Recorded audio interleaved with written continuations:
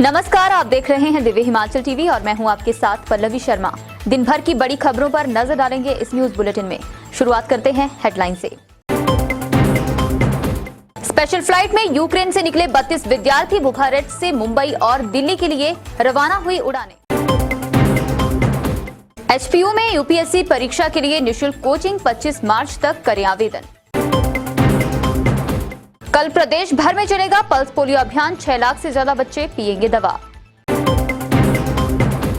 Road safety club के लिए school college को जारी हुआ फंड। बर्फबारी से फिर गुलजार हिमाचल की वादियां, 2 मार्च तक मौसम खराब।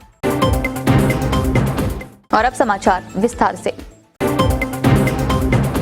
अपनी मांगे मनवाने के लिए धरना प्रदर्शन करना कर्मचारियों का संवैधानिक अधिकार है। बहरहाल सरकार ने एक तरफ जहां प्रदेश में कर्मचारियों के धरने प्रदर्शन व हड़ताल करने पर रोक लगा दी है, तो वहीं दूसरी तरफ कर्मचारियों की तरफ से लगातार सरकार के खिलाफ धरना प्रदर्शन करने की धमकियां दी जा रही हैं। आइए देखते हैं क्या है पूरा मामला। अपनी मांगे मनवाने के लिए धरना प्रदर्शन करना कर्मचारियों का संवैधानिक अधिकार है। बहरहाल सरकार ने एक तरफ जहां प्रदेश में कर्मचारियों के धरने प्रदर्शन व हड़ताल करने पर रोक लगा दी है, तो वहीं दूसरी तरफ कर्मचारियों की तरफ से लगातार सरकार के खिलाफ धरना करने की धमकी दी जा रही है। अब हिमाचल अनुबंध नियमित कर्मचारी संगठन ने सरकार को चेतावनी दी है कि अगर सरकार बजट में नियुक्ति की तिथि से वरिष्ठता की घोषणा नहीं करती है, तो फिर बजट सत्र के दौरान ही धरना प्रदर्शन किया जाएगा। इसके लिए सरकार जिम्मेदार होगी। संघ के प्रदेशाध्यक्ष मुनीश गर्ग और महासचिव अनिल सेन का कहना है कि हिमाचल अनुबंध नियमित कर्मचारी संगठन ने मांग की है कि सरकार भर्ती एवं पदोन्नति नियमों के अंतर्गत नियुक्त कर्मचारियों को नियुक्ति की तिथि से वरिष्ठता देने के वायदे को पूरा करे। भाजपा ने चुनावों से पूर्व अनुबंध नियमित कर्मचारियों से सीनियरिटी का जो वादा किया था, उसे 4 साल बीत जाने पर भी पूरा नहीं किया गया है। चुनावों से पूर्व मुख्यमंत्री प्रोफेसर प्रेम कुमार धूमल ने सत्ता में आते ही सीनियरिटी की मांग को पूरा करने का वादा किया था, लेकिन अफसोस की बात है कि सत्तासीन होने पर भाजपा को अपना वादा याद नहीं रहा। मुख्यमंत्री जयराम ठाकुर के समक्ष इस मांग को 50 से अधिक बार उठाया जा चुका है। मुख्यमंत्री खुद भी कह चुके हैं कि ये मांग जायज है।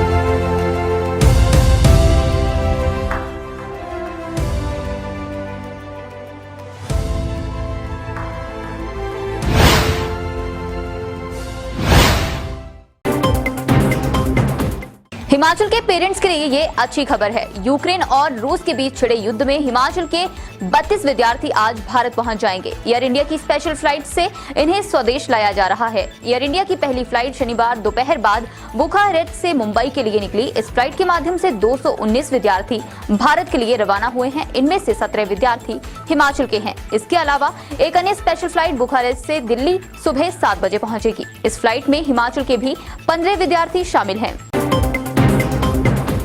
रूस यूक्रेन के बीच छिड़े युद्ध में हिमाचल के 32 विद्यार्थी आज भारत पहुंच जाएंगे। एयर इंडिया की स्पेशल फ्लाइट से इन्हें स्वदेश लाया जा रहा है। एयर इंडिया की पहली फ्लाइट शनिवार दोपहर बाद बुखारेस्ट से मुंबई के लिए निकली। इस फ्लाइट के माध्यम से 219 विद्यार्थी भारत के लिए रवाना हुए हैं।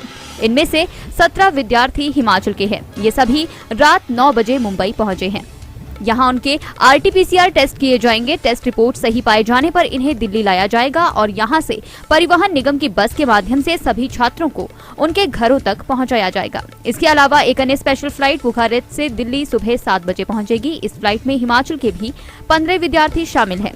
इन सभी छात्रों को भी कोविड जांच के बाद हिमाचल लाया जाएगा। हिमाचल के 130 छात्रों के अब तक यूक्रेन में फंसे होने की पुष्टि हो चुकी है। विधानसभा में भी लगातार ये मामला चर्चा में बना हुआ है।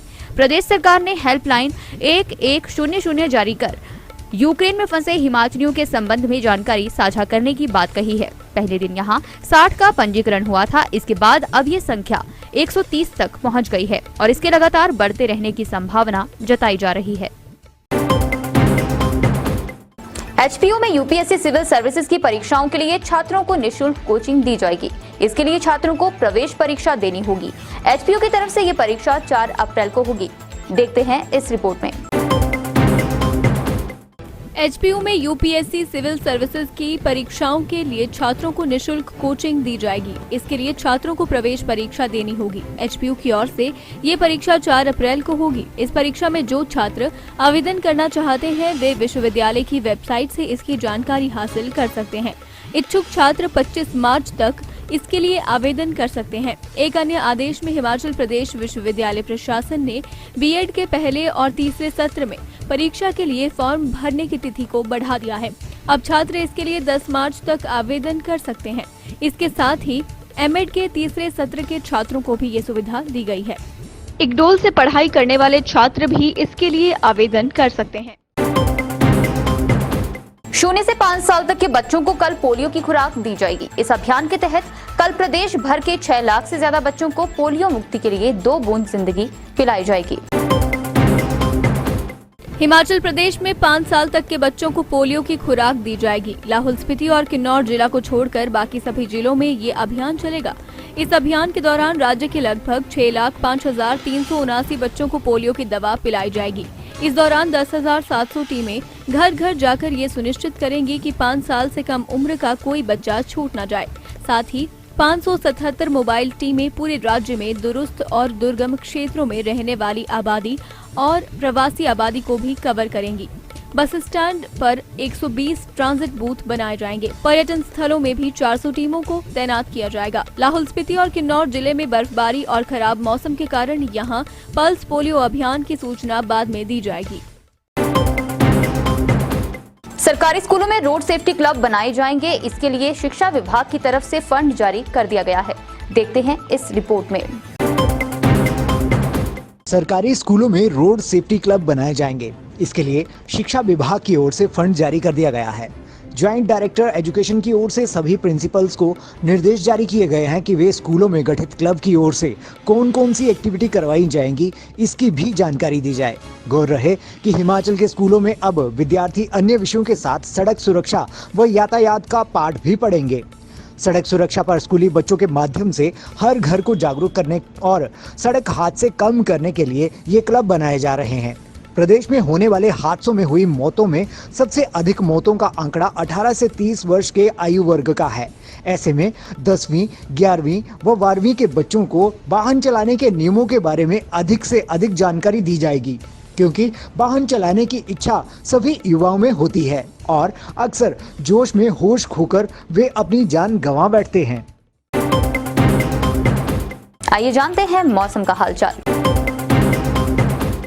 बर्फबारी से हिमाचल प्रदेश की चोटियां एक बार फिर से गुलजार हो गई हैं। मौसम विभाग की चेतावनी के बीच राजधानी शिमला सहित प्रदेश के ऊपरी चोटियों पर शनिवार को बर्फबारी का दौर चलता रहा। वहीं निचले क्षेत्रों में जमकर बारिश हुई है।